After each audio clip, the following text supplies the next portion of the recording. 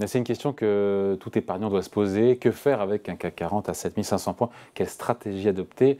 Quelques éléments de réponse avec vous. Frédéric Rollin pour Pictet Asset Management. Bonjour. Bonjour. C'est vrai que face à un indice parisien qui est au plus haut historique, à quelques dizaines de points près, tout épargnant doit effectivement se poser cette question, à commencer par, voilà, est-ce que déjà la bourse, avant de voir les stratégies, est-ce qu'elle a mangé son pain blanc?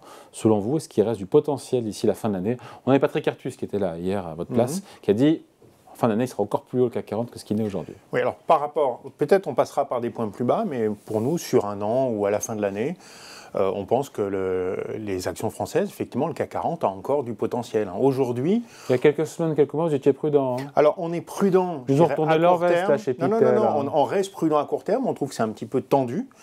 Mais voilà, on pense que le marché est allé assez loin dans les bonnes nouvelles. On va pouvoir avoir éventuellement, effectivement, un petit peu de retrait sur le marché, mais sur un horizon un peu plus long.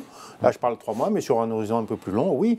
Aujourd'hui, les marchés actions ne sont pas excessivement chers. On est proche des records, mais enfin, le pays crée de la croissance et puis les entreprises françaises bénéficient de la croissance à l'international et donc naturellement, il augmente. Alors, c'est vrai que aujourd'hui, il y a eu des bonnes nouvelles. Elles sont peut-être un petit peu toutes dans le marché, donc un peu de respiration sur le CAC 40 est possible. Mais pour un plus long terme, non, ça reste un marché très intéressant pour nous. On est déjà à 16% de hausse depuis le début de l'année, j'ai envie de dire, pour ceux qui sont investis depuis le 1er janvier, parce que tout le monde, notamment chez les gestionnaires, n'a pas été investi. Beaucoup ont loupé le train de la première jambe, voire de la deuxième.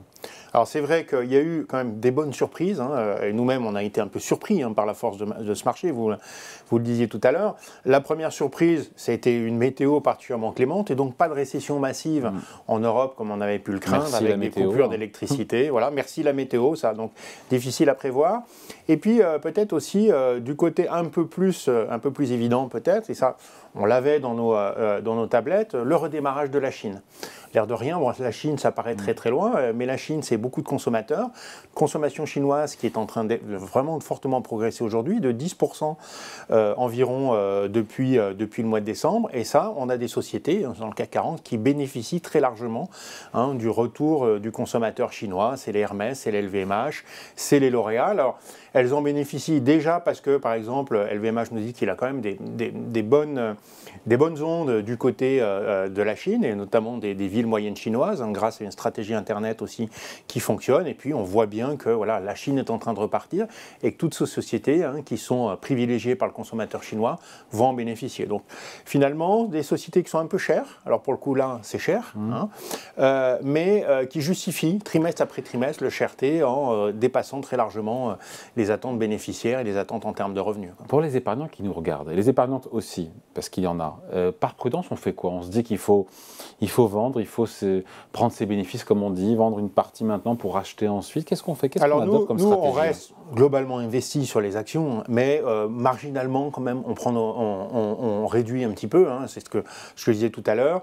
Attention quand même, on a eu beaucoup de bonnes nouvelles. On a quand même, du côté des actions, peut-être un petit peu de perte à attendre dans les 3-6 prochains mois. Pourquoi?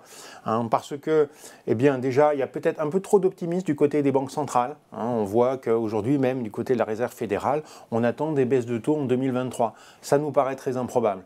On a une inflation qui baisse, on est d'accord. L'inflation va être probablement autour de 3,5 à la fin de l'année en Europe et aux États-Unis. Mais pas suffisamment pour que la Réserve fédérale se dise, bon allez, ça y est, je termine. La Réserve fédérale, quand même, a peur de baisser trop tôt et que ça fasse repartir. Parce qu'on est quand même, notamment dans une situation de l'emploi aujourd'hui, qui est particulièrement forte, encore aux États-Unis et encore en Europe, malgré le ralentissement. Donc, les hausses de salaire ne sont pas très loin. Donc, attention quand même, il faudra rester vigilant là-dessus. Donc, un peu trop d'optimisme du côté des banques centrales, et puis un peu trop d'optimisme aussi, à court terme, je dirais pour les mois qui viennent, du côté des bénéfices.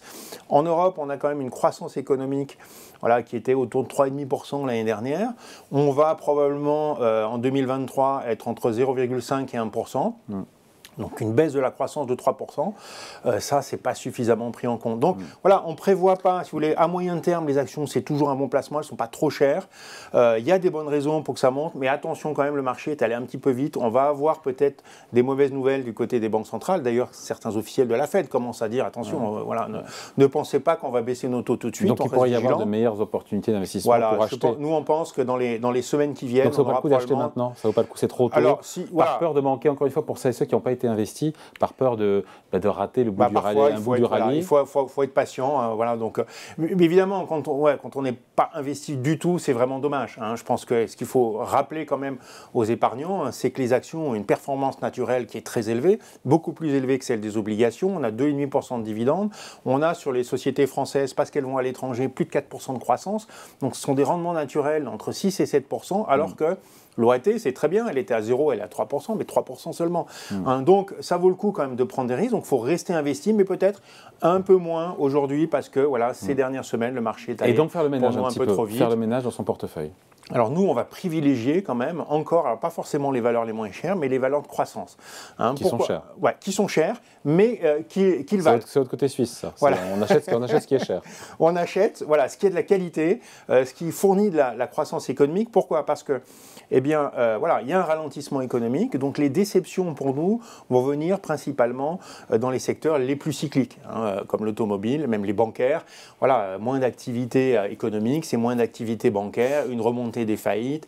Voilà, donc tout ça est moins bon et du coup, les investisseurs vont aller chercher de la croissance là où il y en a. Donc, ben, voilà, toutes les valeurs, notamment des marques de prestige, du luxe en France, qui continuent de trouver de la croissance et qui ont en plus deux bons relais de croissance aujourd'hui, qui sont les ventes Internet qui augmentent fortement et qui leur permettent de toucher des clients qu'elles n'avaient pas auparavant, et la reprise en Chine. Et puis ça peut être aussi des valeurs technologiques, du digital. Voilà, on voit bien que les Amazon, Apple, etc. et Microsoft vont très largement bénéficier des progrès de l'intelligence artificielle. Elles ont l'argent pour investir, elles ont les plateformes pour le faire, va y avoir de la croissance, et ça vaut toujours le coup d'investir sur ces valeurs-là. Donc notre pessimisme quand même, et même depuis le début de l'année, est vraiment plus concentré sur les valeurs les plus cycliques, les plus traditionnelles, et on reste quand même positif sur les valeurs qui ont pas mal monté quand même, hein, les valeurs du luxe, des marques de prestige, du Nasdaq. Oui, mais c'est cher, mais ça le vaut en fait. Vous avez des sociétés qui sont assez souvent relativement peu endettées, hein, donc les taux ont monté, pas si grave. Vous avez des sociétés qui font des belles marges. Hein, donc quand il y a une plus faible croissance, on a du mal à monter ses prix, mais il faut quand même, parce que le marché de l'emploi est très fort, il faut quand même avoir donné des augmentations de salaire, et puis souvent l'année dernière on a payé des matériaux plus élevés, donc la marge se réduit. Donc quand on passe de 4 à 2% de marge, évidemment c'est très mauvais. Quand on passe de 40 à 38, ma foi, c'est pas si grave. Hein, donc, ce sont des sociétés qui ont en plus de belles marges et qui continueront d'avoir de la croissance économique. Donc, tout ça nous paraît justifier quand même des prix aujourd'hui, des prix élevés, moins élevés quand même qu'en 2020, mais quand même. Il faut le rappeler. C'est vrai, c'est en termes de valorisation. Voilà. On est sur les valeurs de croissance en général, je ne parle pas des valeurs par valeur, mais sur les valeurs de croissance en général, si on tient compte de la croissance des 5 dernières années, et on se dit, voilà, elle va se répéter pour les 5 prochaines. Nous, on pense que même dans certains cas, elle va accélérer, mais mettons qu'elle soit la même. On est sur un très léger niveau de cherté. On est pratiquement à la moyenne historique, un petit peu plus cher, mais vraiment pas de quoi s'inquiéter là-dessus. Allez, conseils et points de vue signés Frédéric Rollin pour Pictet Asset Management. Merci. Merci. Salut, bye.